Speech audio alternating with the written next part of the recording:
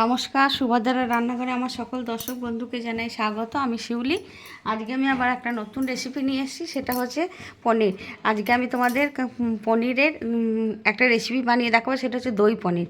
হ্যাঁ, তো দই পনির বানাতে আমার কী কী লাগছে, কেমনভাবে বানাচ্ছি, সেটা তোমাদের আমি দেখাচ্ছি। আমি প্রথমে একটা মশলা বানিয়ে নেব, সেটা হচ্ছে একটু পোস্ত দিয়েছি, কতগুলো কাজু দিয়েছি, গোটা কাজু আছে, কয়েকটা ভাঙা কাজু আছে, আর কিশমিশ আছে। এগুলোকে আমি একসাথে, আর দুটো কাঁচা লঙ্কা দেবো, দিয়ে একসাথে এগুলোকে আমি পেস্ট করে নেব প্রথমে। মশলাটা পেস্ট করা হয়ে গেছে, এই মশলাটা।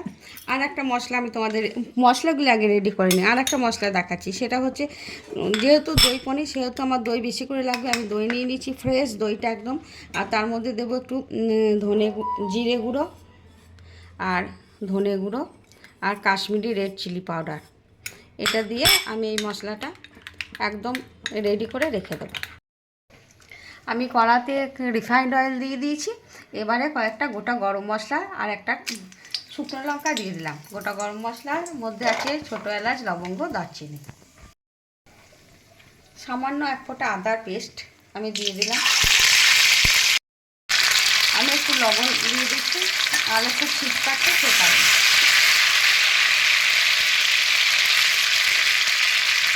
আমি যে মশলাটা বানিয়ে রেখেছিলাম সেই মশলাটা এবারে ঢেলে দিলাম। কাজু, কিশমিশ আর পোস্ত দিয়ে যে মশলাটা বানিয়েছিলাম, কাঁচা লঙ্কা। মশলাটা আমার প্রায় ভাজা ভাজা হয়ে গেছে, দেখো সুন্দরভাবে তেল ছাড়ছে। এবার আমি এই জারটা ধুয়ে একটু জল দিয়ে দিলাম। মশলাটা ভাজা হয়ে গেছে। এবার আমি দইয়ের সাথে যে রেগুলার মশলাটা মিক্সড করে রেখেছিলাম সেটা আমি দিয়ে দিলাম। এবারে এই মশলাটা আমি ভালো করে কষিয়ে নেব। আমি আমার ঘরে বানানো পনির, সেই কারণে আমি পনিরটা কিন্তু ভাজলাম না। হ্যাঁ, তোমরা চাইলে তোমরা পনির ভেজে বানাতে পারো। যদি মার্কেট থেকে কেনা পনির হয় অবশ্যই ভেজে নেবে, দিয়ে লবণ জলে রাঙিয়ে রেখে তারপরে সেটাকে বানাবে।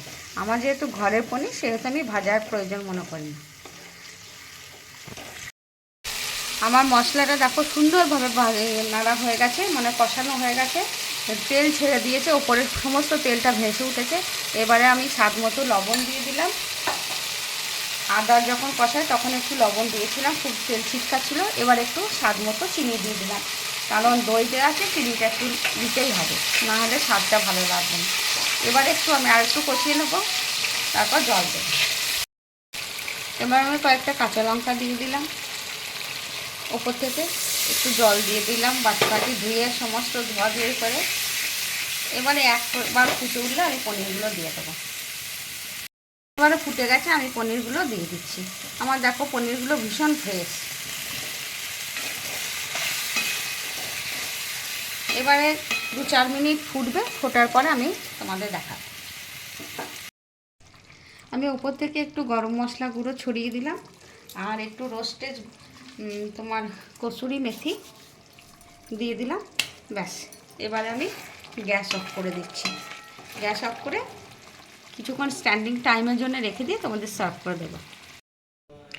সম্পূর্ণ নিরামিষ দই পনিরের রেসিপি আমার রেডি এবং সার্ভ করে দিয়েছি। অত্যন্ত সহজ একটা রেসিপি এবং খুব সুস্বাদু, খেতে অসম্ভব ভালো লাগে। ভাত, রুটি, নান, পরোটা, রাইস, পোলাও, যে কোনো যার সাথে ইচ্ছা ভালো লাগবে তোমরা তার সাথেই বানিয়ে খেয়ে দেখবে এবং আমাকে কমেন্ট করে জানাবে তোমাদের কেমন লেগেছে দই পনিরের রেসিপি। তোমরা সবাই ভালো থাকবে, সুস্থ থাকবে। তোমাদেরকে সকলকে অসংখ্য অসংখ্য ধন্যবাদ, অনেক অনেক নমস্কার, ভালোবাসা।